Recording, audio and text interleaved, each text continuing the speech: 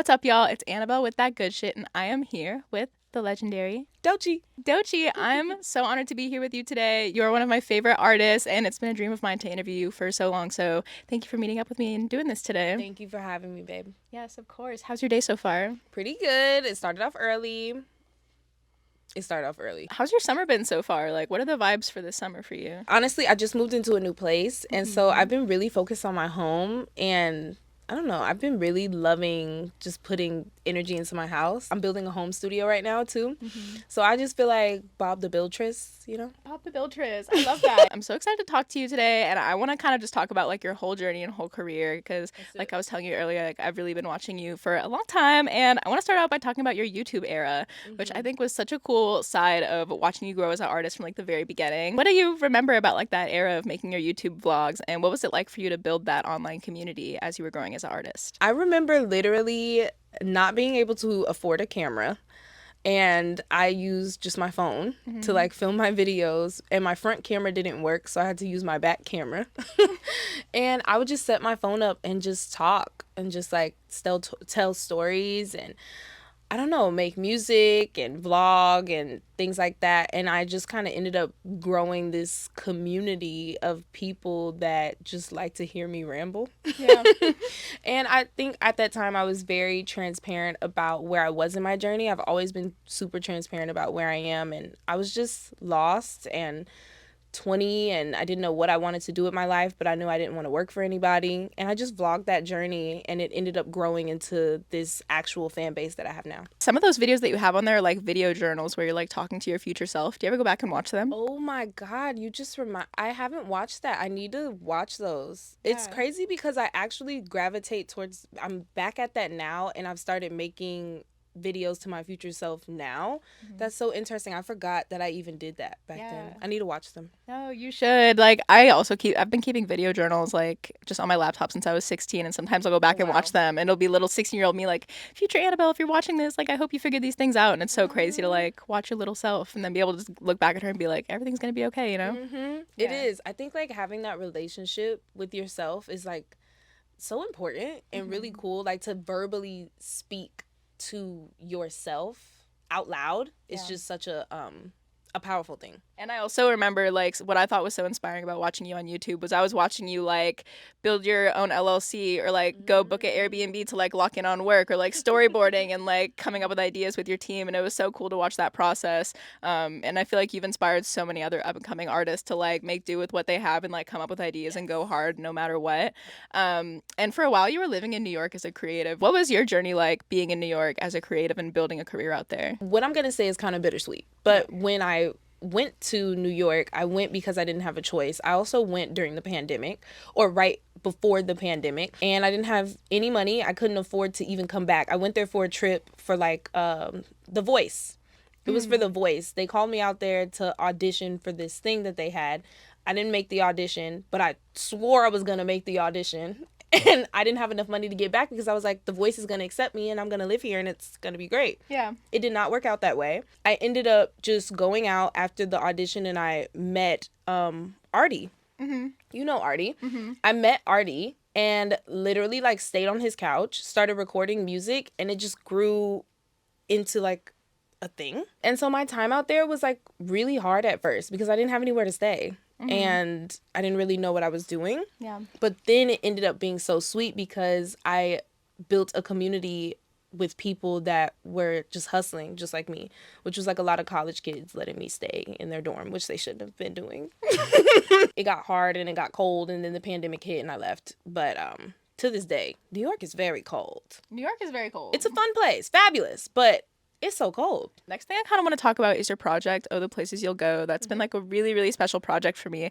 First of all, you named it after the book, I'm guessing, right? What significance does that book have for you? Obviously, it's one of my favorite childhood books, but overall, the message is so powerful in there. I think Dr. Seuss just simplifies life and makes it so simple when you read the book. You have to read the book. It's powerful. It's just one of my favorite books, and I just feel like that project was inspired by that same concept of just like the simplicity and sweetness of life, the ups and the downs, the bitter and the sweet. Just like I was talking about with New York. Life just is. It's not good or bad. It just is. That project holds so many of my favorite Doechii songs. One of my favorite moments on there is actually that kind of interlude song God, where you talk about like God as an unlimited source of creativity. I have it written down, something that you said on there that I really love. You said somebody else receiving a gift from God is not one taken away from you. And I thought that was really powerful. Can you tell me a little bit about that? I went through a period when I first started my journey, and this is really going to speak to like up and coming artists, where I would compare my journey to the greats that I looked up to. I would be like, well, why doesn't, like, I want my song to sound as strong as this, and I want this to happen, I want that to happen. Why isn't it happening to me? Me. And I was frustrated because I realized that it's almost like a 12-year-old basketball player being mad that he's not LeBron. That's a good comparison. It's going to take time. You know what I mean? And you have to build into those things. And so in that, me being in that stage, I developed like a jealousy, feeling like, oh, well, if so-and-so can drop a song like this and it blows up, why can't my song blow up? Why can't this happen to me? Or just like, why am I not here? Just feeling like anybody else receiving something that I felt like I could do was an attack on me. And it was just like a really low vibrational and immature state, but also very common and very normal. I just started to recognize that like the good in that is that God is literally showing me what is possible for me through somebody else. And that spoke to me. And so I wrote that quote down, and I still live by it to this day, because somebody else receiving a gift is not one taken away from you, because this is an abundant, everlasting source of gifts that you can receive, which I talk about in the song. Absolutely. Is comparison still something that you struggle with today, or is that something you've been able to like really master as you've gone through your journey? No, I've released that. But, I think more recently, like, I compare myself, with versions of myself. That's a new thing that I have been trying to unpack and that I'm growing through transparently. It's just like not comparing myself to others, but just like, oh, I used to do things like that, or I used to like music like this. Why don't I do right like that anymore? Why don't I? And it's just like, it's okay to evolve into a new version of yourself. I feel like it's been so cool to witness so many versions of you throughout your journey, and I just love the way that you play with everything from your looks to your sound, and we've seen like so many sides of you throughout your journey. I feel like especially with the way you use your voice, you can be like 3 different people on a track, and it's so impressive. How did you go about like honing that skill of like kind of using different voices in a track? And also, who are some artists around you that you listen to that you think do that really well also? I actually got inspired to play with different voices from Lil Wayne. He does that. Like early Wayne did that a lot. Nicki Minaj does that a lot. Tyler, the Creator, does it a lot. Those are like my top 3 that I was like, oh, you can do that. Like you can switch and you can play with different characters. I have this song where I'm using like a British accent. I know Willow Smith did that before on like one of her early projects, but I think that's when I realized like, oh, you can be animated. You can incorporate like theater through rap. And that's why I do that now, because it's just so limitless. It's so impressive and so fun. And one of my favorite sides of your voice is definitely like Doechii screaming. Oh my God. I love it. I love Pacer. Love Crazy. And I even remember from one of your early YouTube videos where you were like doing a feature and you were like, this guy wants me to scream and I feel weird about it and I don't know if I like it. And it's turned into like such a big thing. That was the first time that I screamed on a track, and I was like, it unlocked something in me. I was like, oh, he has no idea what this is about to do. Oh yeah, he just unleashed like way too powerful. Like yelling, I just love to scream. I'm naturally a loud person, but I love to scream. I don't know. It's something in me that's like so angry and so passionate. Not angry, passionate. And I just have to let it out. Can we look forward to more screaming music from Doechii in the future? I don't know. You know what's crazy? I done switched up my whole vibe. Like, again, I made a song recently, and like now I want to get into like kind of a different bag.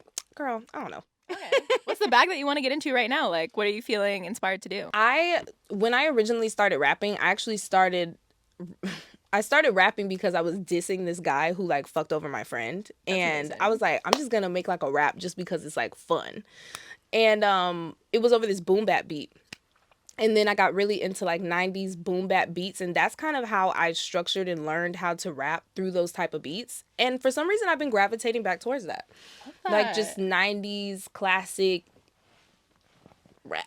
I feel like the possibilities for you are limitless. Like, you're such a versatile artist, and I look forward to all the different things we have coming. I love so many of your collaborations, you're so fun as a collaborator, and you always bring so much to like your features or when you have other people collaborating with you on a song. Who's an artist that you're like really excited to eventually get in the studio with and have that like one-on-one in-person collaboration experience? Tyler, the Creator. Oh, for sure. I feel like Tyler, we would talk.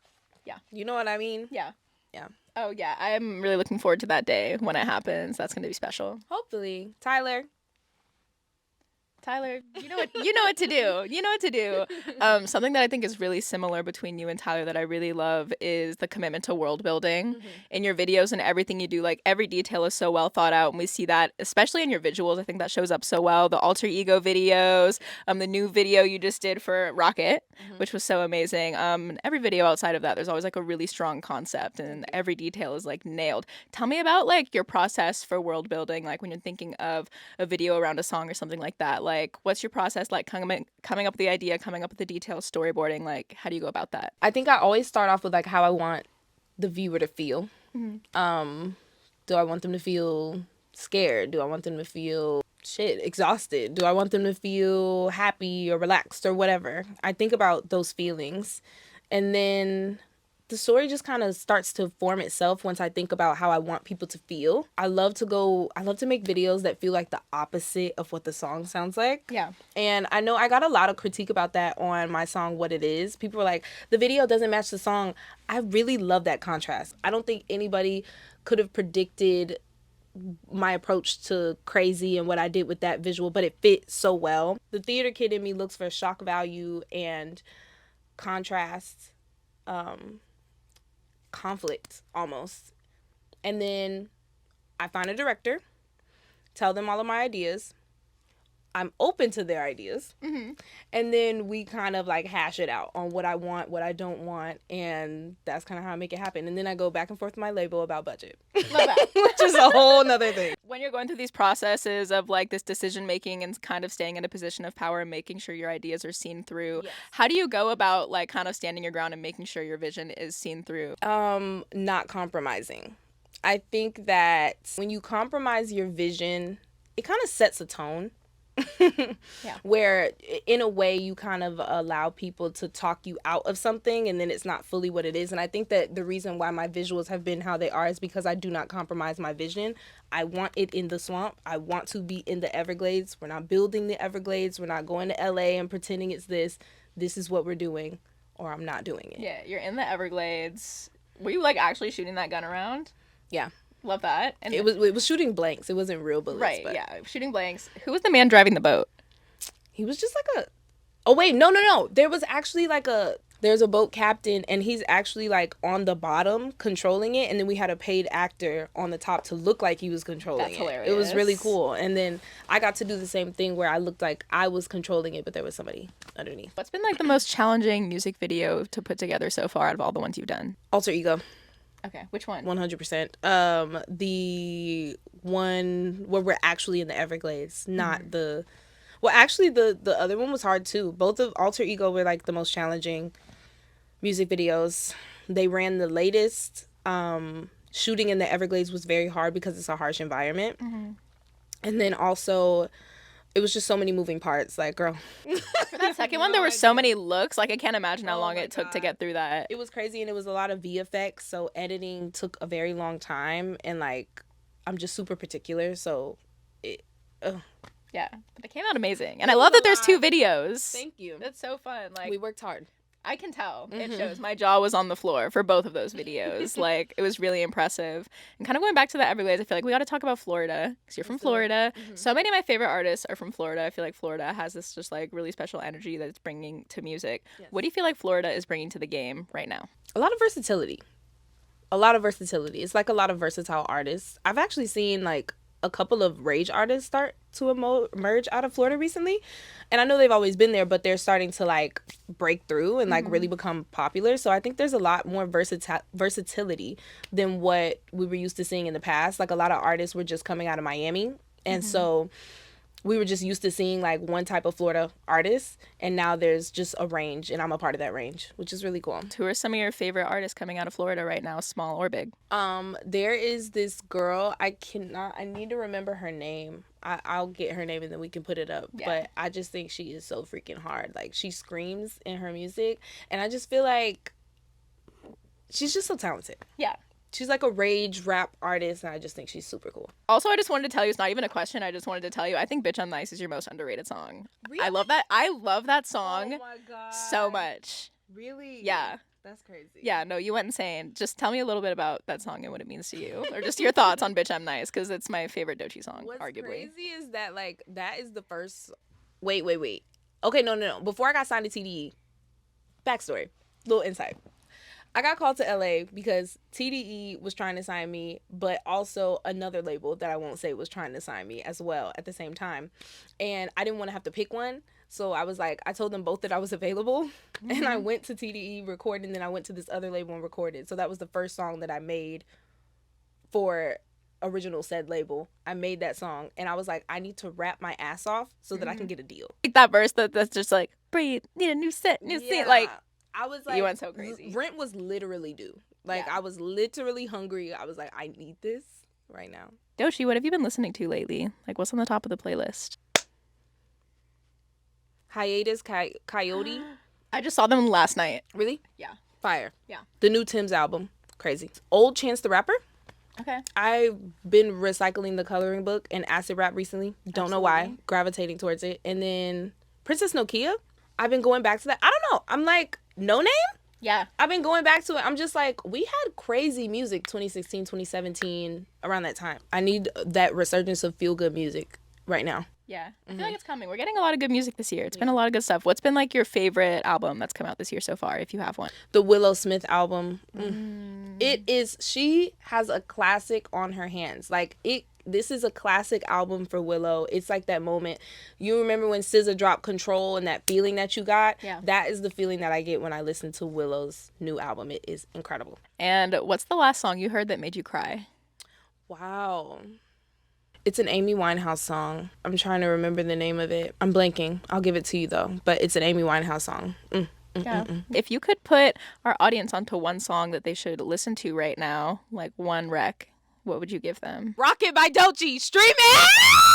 Stream Rocket by Doechii. Okay, well, let's talk about Rocket then. You put out Rocket and this music video around this like really cool Sprite campaign that's all about like keeping cool in your moments of heat, and I thought that was really cool. I love how the Rocket music video has you as a gymnast, calling back to your past as a gymnast in high school, which I think is really cool. Tell me a bit about the creative of putting all that together. Originally, we were gonna do just like a regular Sprite video. Yeah. But I was like, I have never told this part of my story. Like, I just need to highlight that. Like, I want a visual where I am my younger self and I'm actually telling my story. And that's what I wanted. I wanted it to be swampe. And that was it. It was just about showing who I am, where I come from. Yeah. Ultimately, because I don't think anybody has seen it. And I love the messaging behind Rocket too, just like the not folding in those moments of like pressure of like comparison from outside people or like the boundaries people place on you, but really letting your like individuality shine. Yeah. And I think that's so inspiring. So thank you. Beautiful. Love Rocket. Love her. Okay, well, I don't know how much you're allowed to talk about it, but it's just like we know there's an album, like we know it's there, we know it's coming. We can't act like it's not here. It's the elephant in the room. Is there anything that you are able to share about a potentially upcoming album? You want me to give you like the straight up answer? Yeah. I don't know. I don't know. Yeah. I mean, I am signed to TDE. It's no secret. We don't know. All I know is the album will be great when it drops. Mm-hmm. It's fantastic. We'll see. Yeah. That's all I can say. Are there any like sounds you're excited to explore, like any parts of yourself that you're excited to show that you haven't really put out there before?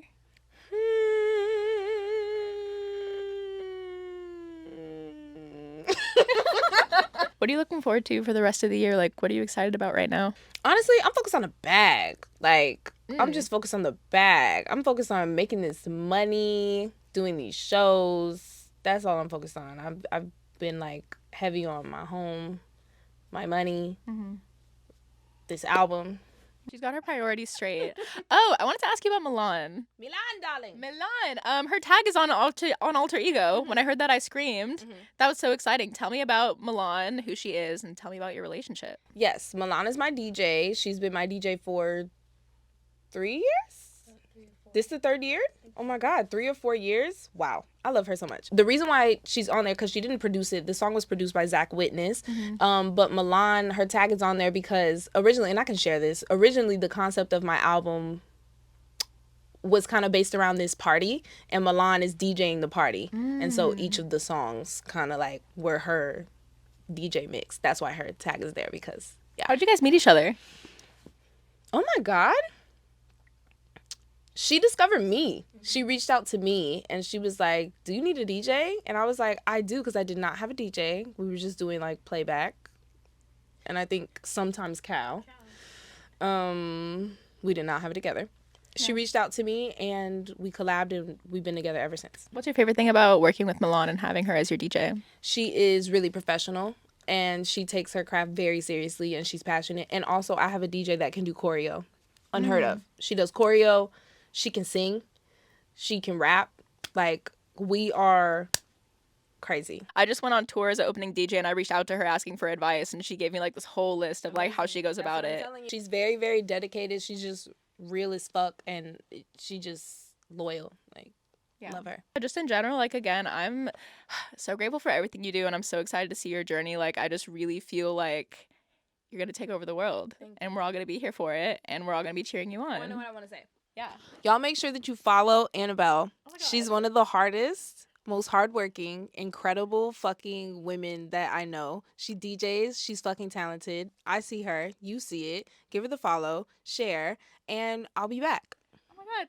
Doechii, that means the world to me. Thank you so much. I appreciate you. And yeah, that's all I got for you today.